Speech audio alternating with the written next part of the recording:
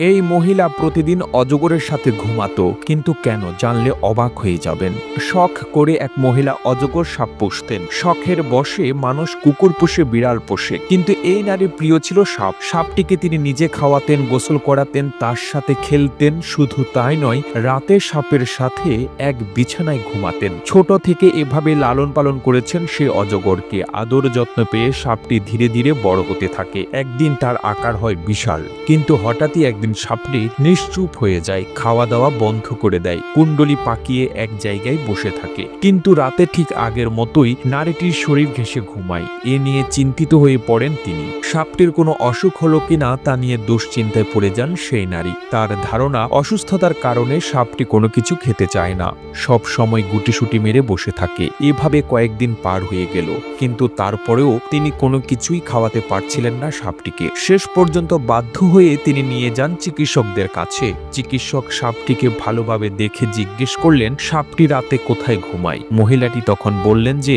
সাপটি রাতে তার সাথে বিছানায় ঘুমায়। এরপর চিকিৎসক তার কাছে জানলেন যে সাপটি একেবারে তার গা ঘেঁষেই ঘুমায়। চিকিৎসক বেশ চিন্তিত মনে মহিলার দিকে তাকালেন, বললেন যে সাপটির কোনো অসুখ হয়নি।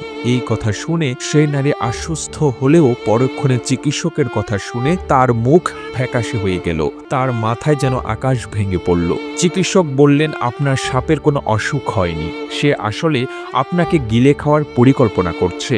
সাপটি কোনো কিছু খেতে চায় না, আপনাকে জড়িয়ে ধরে ঘুমায়। এর কারণ হচ্ছে সে আপনাকে পরিমাপ করছে, তার পেটে কতটুকু জায়গা হলে সে আপনাকে খেতে পারবে সেটা জানার জন্যই আপনার গা ঘেঁষে সে ঘুমায়। এমনকি যাতে সে আপনাকে খেয়ে হজম করতে পারে, তাই কয়েকদিন না খেয়ে থাকছে। চিকিৎসকের কথা শুনে হতভম্ব দৃষ্টিতে তাকিয়ে রইলেন ওই নারী। তার চোখ ছল ছল করে উঠল, কারণ ছোটবেলা থেকেই তিনি ভালোবেসে আদর যত্নে সাপটিকে বড় করে তুলেছেন। তিনি জানতেন এটি একটি মানুষকে খুব ভয়ঙ্কর প্রাণী, কিন্তু কখনো ভাবেননি সাপটি তার আদর যত্নে বড় হয়ে তাকেই গিলে খাবে। হয়তো আর কিছুদিন অপেক্ষা করলে তিনি সাপের খাবারে পরিণত হতেন। এসব ভেবে তিনি কান্নায় ভেঙে পড়লেন। আপনার আমার বাস্তব জীবনের অনেক ঘটনায় মিল পাবেন এই কাহিনী থেকে। এই জন্যই বলা হয় অন্ধের মতো কাউকে বিশ্বাস করা উচিত নয়, যখন তখন যাকে তাকে বন্ধু বানানো উচিত নয়। এই বন্ধুরূপী শত্রুরা এক সময় সাপটির মতো আপনার পেছনে ফোনা তুলবে ছোবল মারার জন্য। এই যুগে কাউকে বিশ্বাস করাটা অসম্ভব কঠিন একটা ব্যাপার। যাকে বিশ্বাস করবেন তার উপরে আস্থা রাখবেন,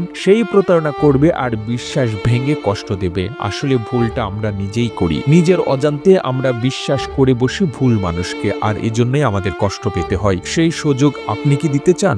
এই মুহূর্ত থেকে বন্ধু নির্বাচনে বিচক্ষণ হন। কাউকে বিশ্বাস করার আগে সময় নিন, একটু ভাবুন। মানুষরূপী সাপদেরকে এড়িয়ে চলুন, তাহলেই জীবন হবে সুন্দর ও আনন্দময়। প্রতিবেদনটি তৈরিতে তথ্য ও উপাত্তের সাহায্য নেওয়া হয়েছে মিমো পান্ডা নামক ফেসবুক পেজ থেকে। আর এতক্ষণ আপনারা সঙ্গে ছিলেন বিশ্ব বাংলার। সেই সঙ্গে আপনি বাংলাদেশের কোন জেলা থেকে এই ভিডিওটি দেখছেন আমাদের কমেন্ট করে জানান। আমরা পরবর্তী ভিডিওতে আপনাকে ধন্যবাদ জানাতে ভুলব না। এতক্ষণ বিশ্ব বাংলার সাথে থাকার জন্য অসংখ্য ধন্যবাদ।